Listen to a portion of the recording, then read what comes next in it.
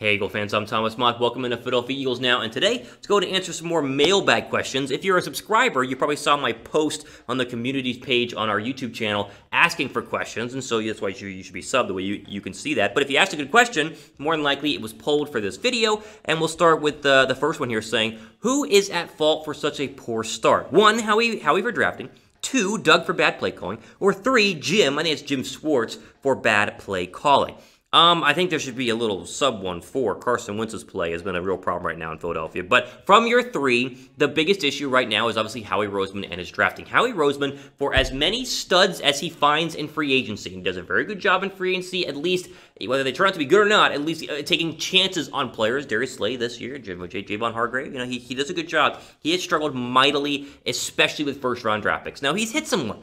And he's had some good ones, as we'll see. But look at the past. Let's go for the past 8 years of first-round draft picks and go stud or dud. Okay. Jalen Reagor, unknown. It's too early. Andre Dillard. As of right now, Andre Dillard has been a dud because he did not play hardly any his rookie year, and obviously is already hurt. It's not Howie Roseman's fault that he's hurt, but obviously Andre Dillard up to this point has been a dud. Derek Barnett was a stud early on, and now has been essentially benched and has lost his starting job to Josh Sweat. He's rotating in there, had 2 sacks on Sunday, but still has not turned out to be the #1 pass rusher on this football team. He was a top 15 draft pick. How about Carson Wentz? Well, even though he's struggling right now, I'd say he nailed that one. That's a stud. That's fine. Moving on. Nelson Aguilar, 2015, absolute dud. Did he have some flashy plays? He played well in the Super Bowl, but still, he's not on the football team. He's playing for Oakland right now. That's a dud draft pick. How about the biggest draft pick of them all? How about the biggest dud of them all? 2014, Marcus Smith, an absolute dud, not even in the league anymore. He did hit 2013. He did hit 2012. But if you go through not just first-round draft picks, but later-round draft picks as well, Philadelphia has had very little contribution from any of their second or third or fourth or fifth-round draft picks over the past couple of years. Just going back to last year, and Arcega-Whiteside, who has 0 catches and 2 targets this year, he's been abysmal. The defense really has not been that bad. You asked if Jim Schwartz's play calling has been bad. They got obliterated by the Rams, but that was really the only game where you watched it and said, wow, the defense looks really bad. They were very good against the Bengals, and they got some big stops, and honestly, their defensive rankings are very high right now. That doesn't mean the Eagles are a top 5, top 10 defense by any means, but they're not trash right now, and the problems to me are more personnel, which is a Howie Roseman thing, and Carson Wentz, which is a Carson Wentz quarterback thing. Not really a Doug Pederson thing. Not really a Jim Schwartz thing overall in the end. Now, all of them can take the blame. I mean, listen, Pederson's got to simplify the game plan. Talked about that just the other day. Obviously, Jim Schwartz has got to do a better job of getting his linebackers in successful plays because they've been struggling. But overall, Howie's drafting has been very bad, and Carson Wentz has been bad this year. He's got to get better. Who do you guys think is to blame? I'm going to leave the question wide open. Down below, pin comment. Answer this question down below. Who is to blame? I want to hear from you guys and what you guys are thinking in terms of the Philadelphia Eagles and their struggles. Moving on here, next question comes from Chase. He says, what's going on with Arcega-Whiteside? Good question. He's really never proven to be good nor bad because they never play him. I still believe in him, want to see what he's got, but he gets on the field 3 times a game.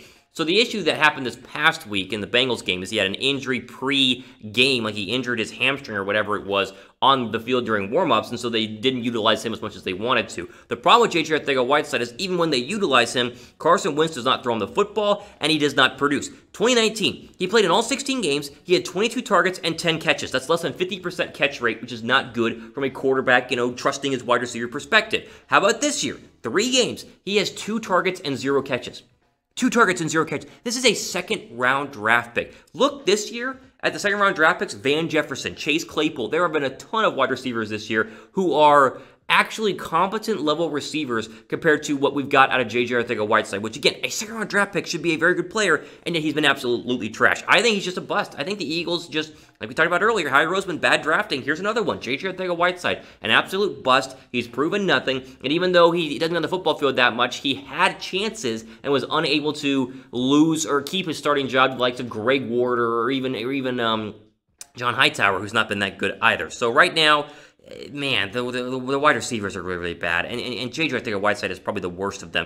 Thumbs up if you're better than Arcega-Whiteside. Do you think you could go out there and at least catch 1 pass from Carson Wentz? Just one, just like a little 5 and out, bam, catch, let's go.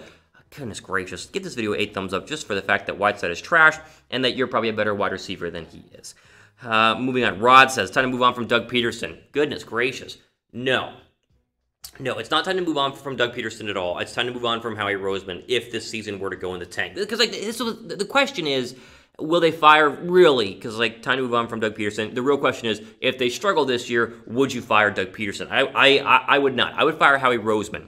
If the Eagles do not make the postseason or do not get the 9 or 10 wins, I would let go of Howie Roseman. I would obviously keep Doug Pederson. He's been really, really good. 7-9, rookie quarterback goes 7-9. Sorry, 7-9 with a rookie quarterback in 2016. Yes, he missed the postseason, but first year, very low expectations. How about the second year? How about winning the damn Super Bowl?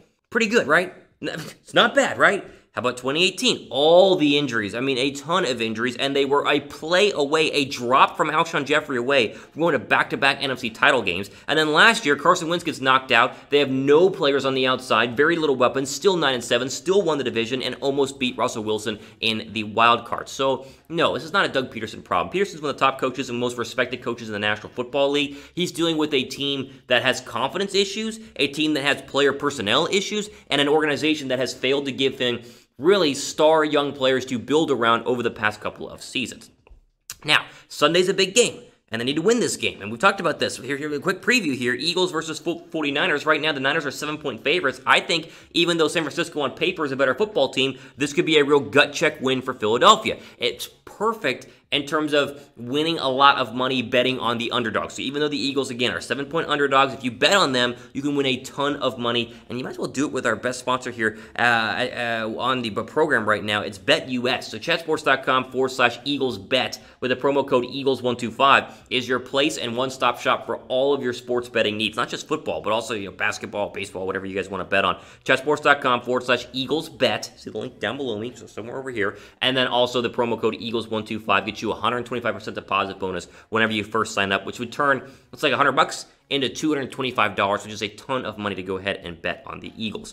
Kavi Jones says, if you had a power to put Staley as OC, would you? No, I would not put Deuce Staley as the offensive coordinator. No, people are very high on Deuce Staley. I'm not against Deuce Staley, but I think there are better offensive minds in the National Football League than Deuce Staley. Maybe I'll be proven wrong because he could be OC next year, but I wouldn't do that right now. I'm fine with Doug calling the plays. I really am.